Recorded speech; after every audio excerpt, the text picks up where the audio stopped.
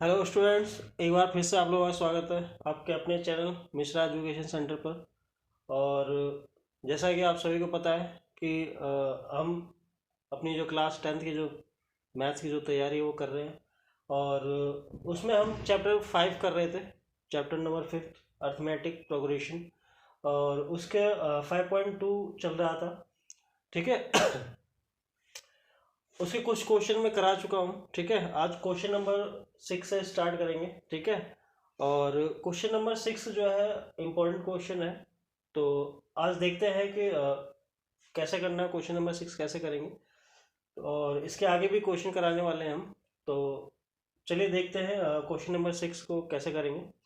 उससे पहले आप लोगों से रिक्वेस्ट है, जिन लोगों ने चैनल को सब्सक्राइब नहीं किया हुआ है तो चैनल को सब्सक्राइब कर लें, ताकि जितनी भी आने वाली वीडियोज़ हैं मैथ्स की या इस चैप्टर के अलावा और जितनी आने वाली वीडियोज़ हैं उसकी नोटिफिकेशन आप लोगों को मिलती रहे। ठीक है। तो चलिए देखते हैं क्वेश्चन नंबर 6 क्या कह रहा है।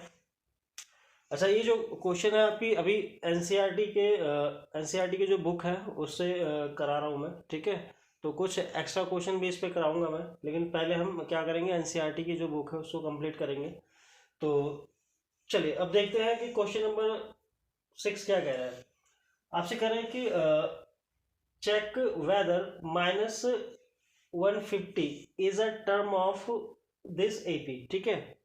आपको पता लगाना है कि क्या ये जो टर्म है, मतलब -150 जो है, क्या इसका कोई टर्म है या नहीं। मतलब अगर इस एपी में हम आगे बढ़ते हैं तो क्या कोई टर्म हमारा -150 होगा। तो हमें ये चीज़ पता लगाना है। उसके लिए हम क्या करते हैं कि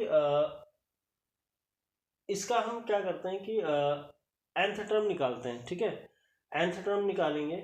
और nth टर्म अगर क्या होता है कि वन माइनस माइनस 50 आता है, माइनस का 150 आता है, तो हमारा ये क्या हो जाएगा कि एक एपी होगा, नहीं तो हमारा ये एपी नहीं होगा। ठीक है। तो चलिए सपोज कर लेते हैं कि हमारा क्या है, nth टर्म है। तो हम क्या करते हैं, यहाँ पर करिए कि ए एन इज हम क्या लगाएंगे, ए एन -1 डी, ये हमारा एन टर्म का फॉर्मूला होता है। तो यहाँ से हम देखेंगे कि हमारा जो नंबर ऑफ टर्म क्या आता है। ठीक है। तो नंबर ऑफ टर्म से हमें पता चल जाएगा कि ये इसका टर्म है या नहीं है। तो अब हमें ए एन कितना दिया हुआ है, 150 दिया हुआ है। ए कितना है आपका 11 है। ए आपको कितना दिया हुआ है, 11 दिया हुआ है। ठीक है, ये 11 आ गया। एन आपको फाइंड करना है। ठीक है। और कॉमन डिफरेंस आपको पता है क्या हो जाएगा, 8 -11, तो माइनस का कितना आ जाएगा, 3 आ जाएगा। यहाँ पे हमारा जो ये माइनस का 3 आ गया। तो अब देखेंगे, सोल्व करते हैं, नंबर ऑफ टर्म निकालते देखते हैं क्या आता है। ठीक है। यहाँ 11 आ गया और इसको ऐसे ही रखते हैं n-1, ये माइनस का 3 आ गया। 11 को इधर लेके आएंगे तो आपका n-1 और माइनस का 3, ये आपका बच जाएगा। यहाँ आ जाएगा माइनस का 150 और यहाँ आ जाएगा माइनस का 11। तो ये हो गया आपका माइनस का n-3 आ जाएगा। इसको आप क्या करेंगे, प्लस करेंगे। प्लस करेंगे तो कितना आ जाएगा, माइनस का 161 आ जाएगा।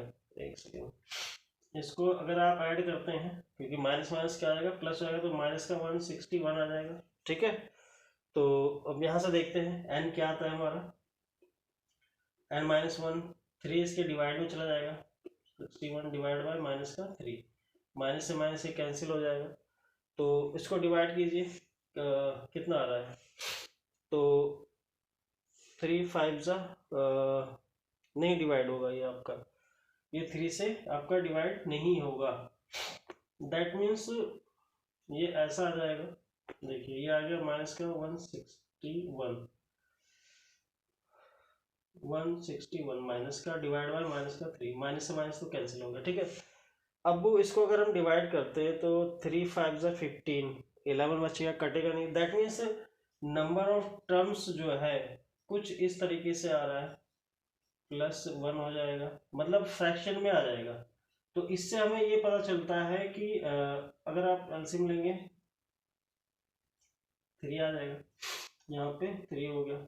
एन की वैल्यू कितनी आ जाएगी, ये आ गया 3 और ये 6 1 डिवाइड बाई 3। अभी भी अगर हम इसको काटते हैं, ठीक है, तो ये हमारा 3 से नहीं कटेगा। That means number of terms क्या है, एक फ्रैक्शन में आ गया, और नंबर ऑफ टर्म्स जो है फ्रैक्शन में पॉसिबल नहीं होता है। किसी भी सीरीज में या किसी भी एपी में नंबर ऑफ टर्म्स जो है वो फ्रैक्शन में पॉसिबल नहीं है। तो इसका मतलब क्या होगा कि जो माइनस का 150 है ये इस एपी का टर्म नहीं है, ठीक है।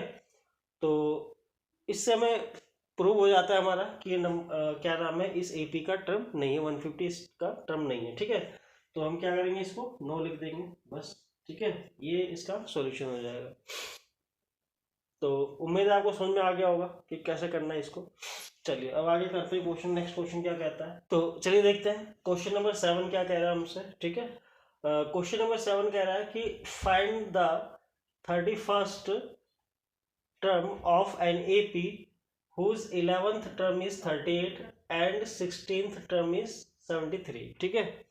तो कोई एपी है, उसका हमें कौन सा टर्म निकालना है, 31st टर्म निकालना है, ठीक है। जबकि उसका जो 11वां टर्म है वो दिया हुआ है 38 और 16th टर्म जो दिया हुआ है वो दिया हुआ है 73, ठीक है। अब जैसा कि मैंने चैप्टर के स्टार्टिंग में ही बताया था या पिछली वीडियो में बताया था कि अगर हमें किसी एपी को फाइंड करना है, ठीक है, तो क्योंकि अब इसका 31st टर्म निकालना है तो उसके लिए हमें क्या चाहिए, एक तो आपको फर्स्ट टर्म पता होना चाहिए, दूसरा आपको कॉमन डिफरेंस पता होना चाहिए, तभी आप क्या कर सकते हैं, 31st टर्म निकाल सकते हैं।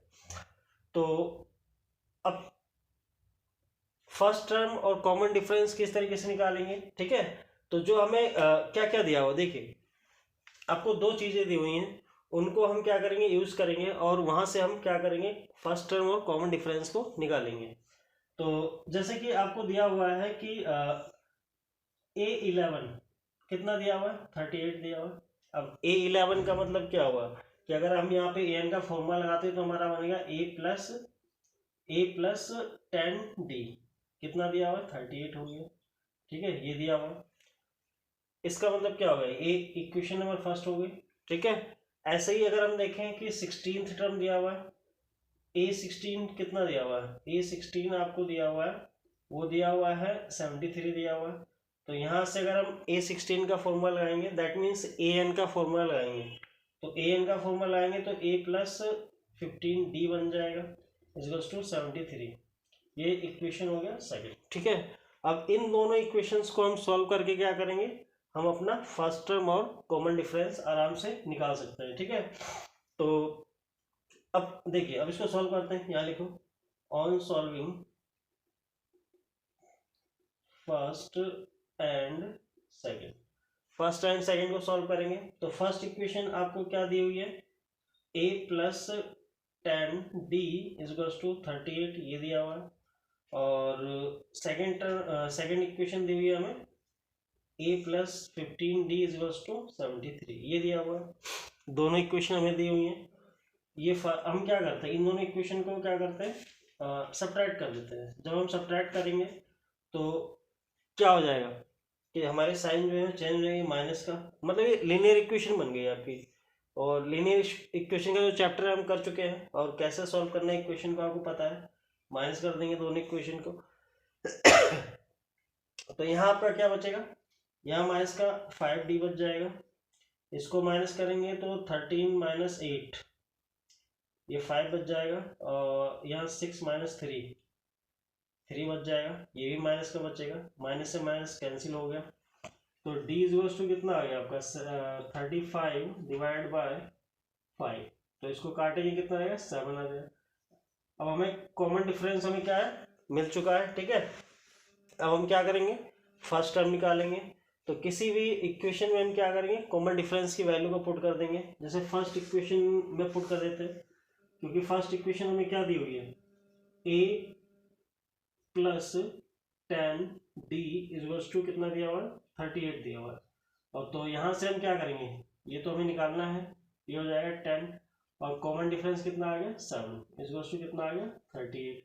तो यहाँ से हमारा ए फाइंड हो जाएगा, ये आपका 70 हो गया, तो 38 माइनस 70 माइनस करेंगे तो कितना बच जाएगा आपका, ये 2 आ गया 6 में से, मतलब 32 आ जाएगा माइनस का। ठीक है, ये हमारा फर्स्ट टर्म और कॉमन डिफरेंस हमें पता चल गया। अब हमें कौन सा टर्म निकालना है, 31st टर्म निकालना है। तो 31st टर्म निकालना है, इसका मतलब क्या हो गया, अगर हम इसका फॉर्मूला लगाते हैं तो ये हो जाएगा a प्लस 30d। ठीक है, यहाँ पे इसका मतलब ये है कि हम an का फॉर्मूला लगा रहे हैं। ठीक है, तो अब आपको पता है ये कितना निकाल लिया, फर्स्ट टर्म 32 निकाल लिया, और ये हो गया 30, और कॉमन डिफरेंस हमारे कितना है 7 है। कॉमन डिफरेंस हमारे कितना है 7 है। ठीक है, ये आ गया। अब इसको सॉल्व करेंगे तो माइनस का 32 प्लस 210 आ जाएगा मल्टीप्लाई करने में। इसको माइनस कीजिए तो कितना हो जाएगा आपका 8, और 10 माइनस 3 करेंगे तो 7, और यहाँ बच गया 1। ठीक है, तो हमारा जो 31st टर्म आएगा वो कितना आ जाएगा 178 आ जाएगा। ठीक है, तो इस तरीके से क्वेश्चन आपके एग्जाम में आते रहते हैं और आते भी हैं। ठीक है, क्वेश्चन तो उम्मीद है आपको समझ में आ गया होगा कैसे करना है। ठीक है, चलिए ऐसे ही कुछ और क्वेश्चन करते हैं, नेक्स्ट क्वेश्चन करते हैं। आप लोगों से रिक्वेस्ट है कि जिन लोगों को समझ में नहीं आता है या कोई चीज़ समझ में नहीं आई है तो वो कमेंट करके आप मुझसे पूछ सकते हैं। ठीक है, उसको मैं दोबारा समझाऊंगा या उसको और समझाने की कोशिश करूंगा।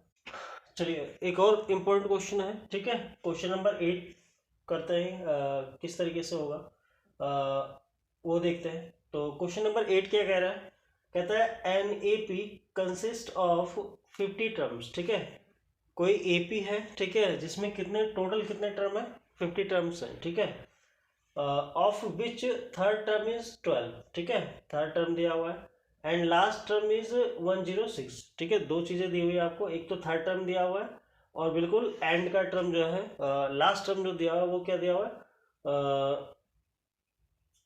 106 दिया हुआ है। अब आपको क्या करना है 29th टर्म फाइंड करना है।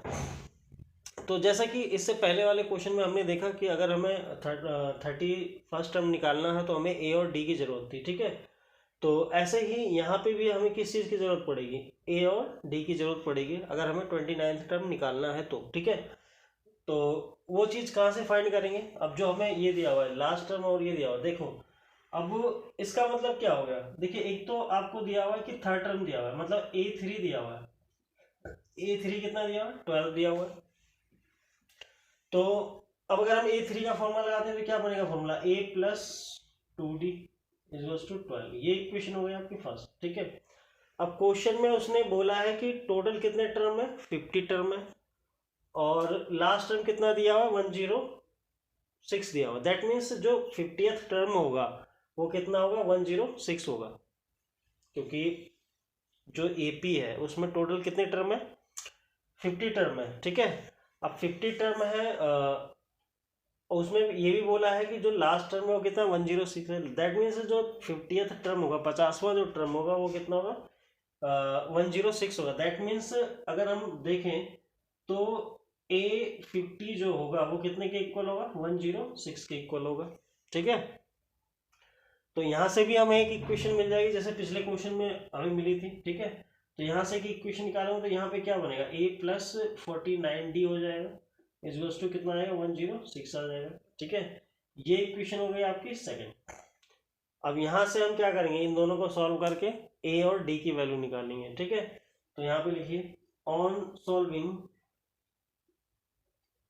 First and second, first and second को सॉल्व करेंगे।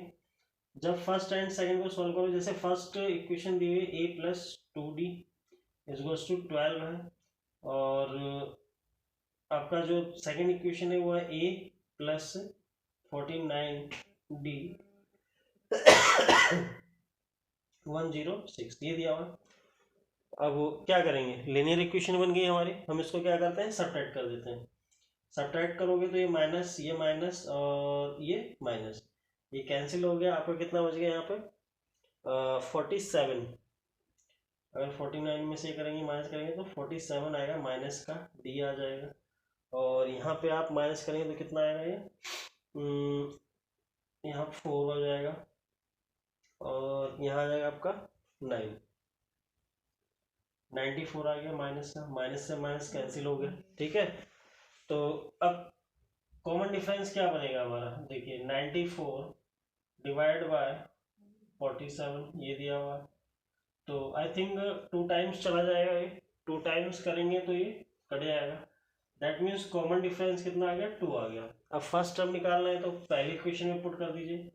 पहली इक्वेशन आपको पता है क्या दी हुई है, a plus 2d is to कितना है 12 है, और a आपको फाइंड करना है, और कॉमन डिफरेंस आपने कितना निकाल लिया 2 निकाल लिया, यहाँ 12 आ जाएगा। तो a इज टू कितना आएगा 12 माइनस 4, ये उधर चला जाएगा, तो a की वैल्यू कितनी आ गई 8 आ गई। अब देखिए अब हमारे पास दोनों चीज़ें हैं, कॉमन डिफरेंस भी आ गया है और हमारे पास फर्स्ट टर्म भी आ गया है। कौन सा टर्म निकालना है, वो निकालना है 29th टर्म निकालना है। दैट मीन्स आपको a